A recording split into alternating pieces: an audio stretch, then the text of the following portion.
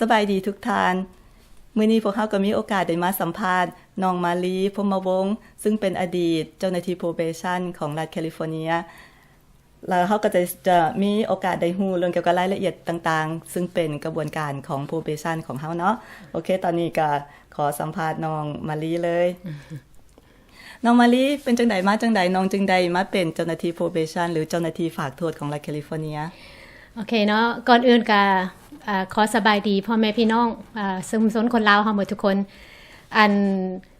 ตอนหลังจากที่มาลีได้เรียนจบปริญญาเอกด้าน criminology คล้ายๆกับฝ่ายกฎหมายคดีอาญา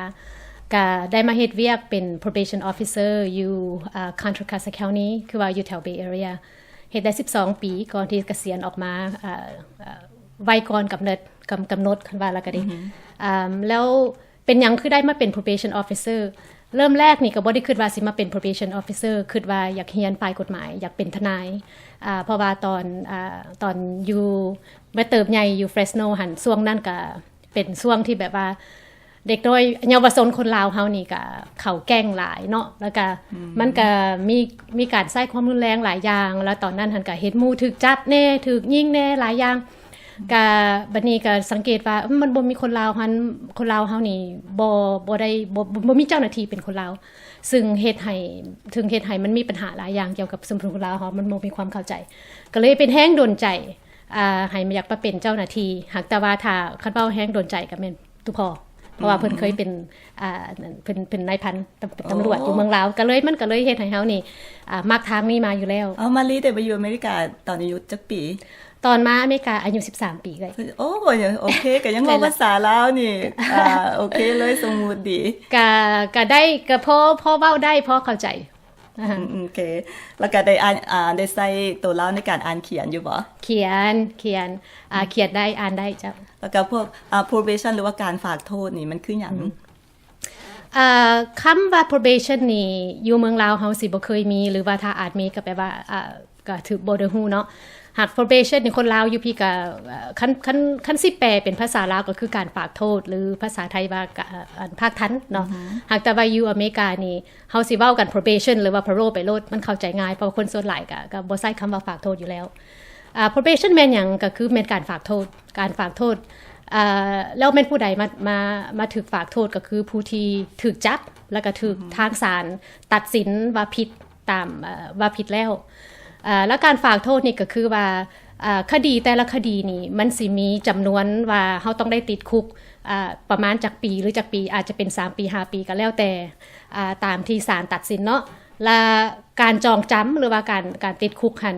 ที่ถูกโจะไว้ก่อนศาลสิโจะไว้ก่อนเพื่อที่ว่าสิให้โอกาสกับคนนี้มาฝากโทษนำ probation แทนแล้วให้อยู่ในความดูแลของเจ้าหน้าที่ probation เพื่อที่ว่าสิบ่จำเป็นต้องได้ไปติดคุกนะอันนี้คำของ probation แล้วก็น้องมาลีก็เป็นคนลาวผู้เดียวที่อยู่ตำแหน่งนี้ของรัฐแคลิฟอร์เนียแม่นแล้วตอนนี้ก็บ่แน่ใจเด้อหากแต่ว่าตอนที่น้องเข้าไปเฮ็ดเป็น probation officer ปี2001เนาะก็เป็นแม่หญิงคนลาวคนเดียวผู้ทำอิฐและผู้เดียวอีกที่เป็น probation officer หากแต่ว่าหลายปีผ่านมาก็คิดว่าอาจจะคิดว่ารุ่นน้องก็สิได้เข้ามาเป็นอาจจะมีบทบาทในช่วงนี้หลายแล้วก็เรื่องเกี่ยวกับ probation นี่มันเกี่ยวข้องกันกับระบบศาลยุติธรรมจังได๋แดสำคัญที่สุด probation นี่เนาะคนเฮาส่วนหลายนี่แต่เวลาเฮาคิดว่าขบวนการยุติธรรมนี่มีหยังแน่คนส่วนหลายสิคิดถึงผู้พิพากษาหรือว่าอัยการหรือว่าทนายเนาะ3บุคคลนี้เฮาสิคิดถึงซึ่งหากแต่หลายคนบ่คิดถึง probation หรือว่า parole เพราะว่า probation นี่ที่จริงแล้วหันขึ้นเฮ็ดเวียกขึ้นกับศาลโดยตรงคันสิเอิ้นว่าเป็นมือขวาของศาลก็เว้าได้เลยนะคะเพราะว่า probation นี่สิเฮ็ดตามคำสั่งของผู้พิพากษาตัดสินผิดแล้วก็ฝากโทษจังซี่และผู้พิพากษาสิบอกเลยว่าข้อห้ามข้อปฏิบัติของคนที่ถูกฝากโทษมีอย่างแน่แล้วเป็นหน้าที่ของ probation officer ที่สิต้องทำตามข้อกำหนดหั่นแล้วก็เป็นคนเบิงแยงเป็นคนดูแลรักษา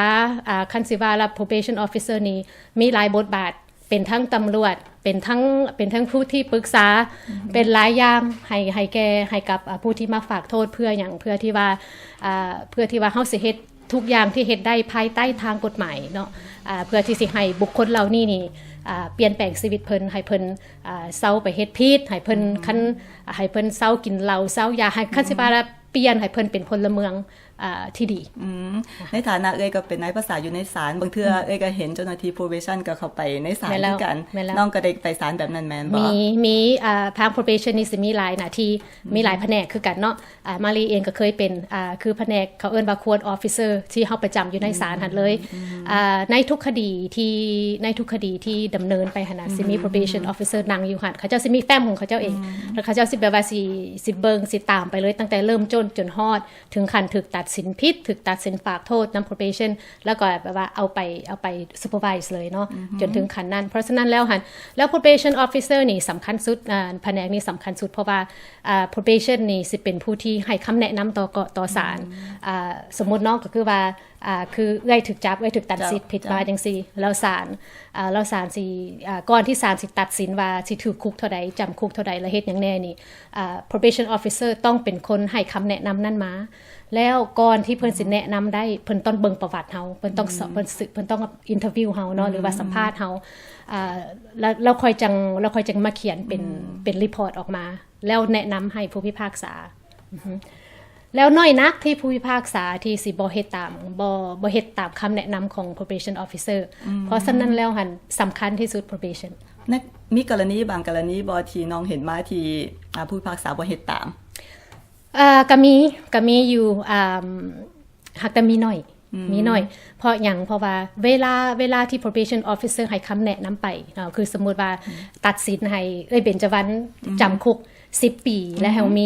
มีการประพฤติแบบนี้จังซี่นะแ